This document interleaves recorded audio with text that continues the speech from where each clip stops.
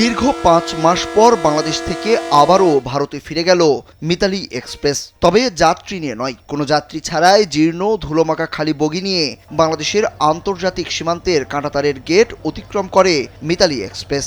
এতদিন ট্রেনটি ঢাকা ক্যান্টনমেন্ট স্টেশনে খোলা আকাশের নিচেই পড়েছিল। জানা গেছে, বৈষম্য বিরোধী ছাত্র জনতার আন্দোলনের জেরে ঢাকায় আটকে পড়া ভারত বাংলাদেশের মধ্যে চলাচলকারী মিতালি এক্সপ্রেস ট্রেনটি প্রায় ৫ মাস পর ভারতে ফিরল। মঙ্গলবার সকালে কঠোর নিরাপত্তার মধ্য দিয়ে নীলফামারীর ডোমারের চিলাহাটি দিয়ে ভারতের হলদিবাড়ি প্রবেশ করে ট্রেনটি। তবে দুই দেশের মধ্যে পাসপোর্ট ও ভিসাধারী যাত্রীদের নিয়ে ভারতের নিউ জলপাইগুড়ি থেকে ঢাকা ক্যান্টনমেন্ট পর্যন্ত চলাচল করা এই ট্রেনের পরিষেবা আবার কবে চালু হবে তা নিশ্চিত হওয়া যায়নি।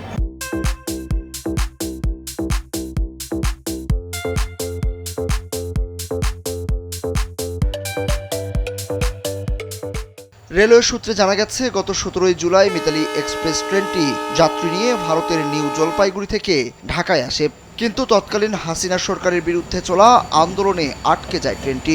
গত ৯ ডিসেম্বর দুই দেশের সচিব পর্যায়ে বৈঠকের পরই ভারতের কোটি টাকার এই ট্রেনটি ফিরিয়ে দেওয়ার সিদ্ধান্ত নেওয়া হয়। পরে ১০ ডিসেম্বর বাংলাদেশ রেলওয়ের ইঞ্জিন দিয়ে মিতালি এক্সপ্রেসের খালি বগিগুলো হলদিবাড়ি স্টেশন পর্যন্ত পৌঁছে দেওয়া হয়। এ সময় বাংলাদেশ রেলওয়ের একটি ইঞ্জিন সেটিকে পৌঁছে দিয়ে আবার চিলাহাটিতে ফিরে আসে, আর সেখান থেকে ট্রেনটি ভারতীয় ইঞ্জিন দিয়ে হলদিবাড়ি স্টেশনের মেইনটেন্স শেডে নিয়ে যায়।